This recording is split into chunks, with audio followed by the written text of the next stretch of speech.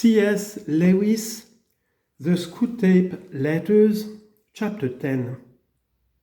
My dear Wormwood, I was delighted to hear from Triptrees that your patient has made some very desirable new acquaintances and that you seem to have used this event in a really promising manner. I gather that the middle-aged married couple who called at his office are just the sort of people we want him to know, rich, smart, superficially intellectual, and brightly skeptical about everything in the world. I gather they are even vaguely pacifist, not on moral grounds, but from an ingrained habit of belittling anything that concerns the great mass of their fellow men, and from a dash of purely fashionable and literary communism. This is excellent. And you seem to have made good use of all his social, sexual, and intellectual vanity. Tell me more. Did he commit himself deeply? I don't mean in words.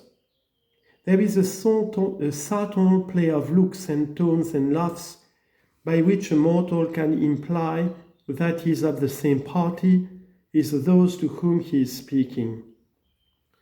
That is the kind of betrayal you should specially encourage because the man does not fully realize it in himself, and by the time he does, you will have made withdrawal difficult. No doubt he must very soon realize that his own faith is in direct opposition to the assumptions on which all the conversation of his new friends is based.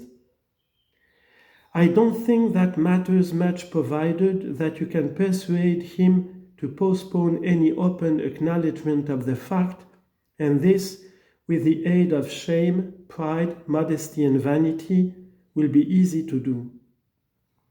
As long as the postponement lasts, he will be in a false position. He will be silent when he ought to speak and laugh when he ought to be silent. He will assume at first only by his manner, but presently by his words, all sorts of cynical and skeptical attitudes which are not really his. But if you play him well, they may become his. All mortals tend to turn into the things they are pretending to be. This is elementary. The real question is how to prepare for the enemy's counterattack. The first thing is to delay as long as possible the moment at which he realizes this new pleasure as a temptation. Since the enemy's servants have been preaching about the world as one of the great standard temptations for 2,000 years, this might seem difficult to do. But fortunately, they have said very little about it for the last few decades. In modern Christian writings, though I see much, indeed more than I like, about mammon, I see few of the old warnings about worldly vanities, the choice of friends and the value of time. All that your patient would probably classify as Puritanism. And may I remark in passing that the value we have given to that word is one of the really solid triumphs of the last 100 years. By it we rescue annually thousands of humans from temperance, chastity, and sobriety of life.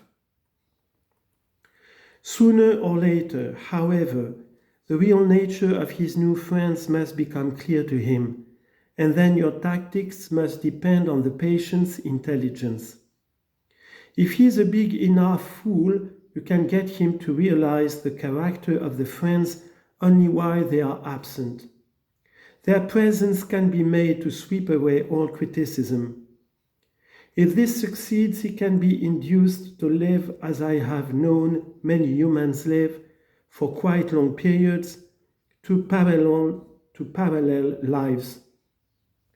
He will not only appear to be, but actually be a different man in each of the circles he frequents. Failing this, there is a subtler and more entertaining method. He can be made to take a positive pleasure in the perception that the two sides of his life are inconsistent. This is done by exploiting his vanity. He can be taught to enjoy kneeling beside the grocer on Sunday just because he remembers that the grocer could not possibly understand the urbane and mocking world which he inhabited on Saturday evening, and contrariwise to enjoy the bawdy and blasphemy of the coffee with his admirable friends, all the more because he is aware of a deeper spiritual world within him which they can't understand. You see the idea. The worldly friends touch him on one side and the grocer on the other, and he is the complete balanced, complex man who sees round them all. Thus, while being permanently treacherous to at least two sets of people, he will feel instead of shame a continual undercurrent of self-satisfaction. Finally, if all else fails, you can persuade him, in defiance of conscience, to continue the new acquaintance on the ground that he is in some unspecified way doing these people good by the mere fact of drinking their cocktails and laughing at their jokes, and that to ease to do so would be priggish, intolerant, and of course puritanical. Meanwhile, you will of course take the obvious precaution of seeing that this new development induces him to spend more than he can afford and to neglect his work and his mother.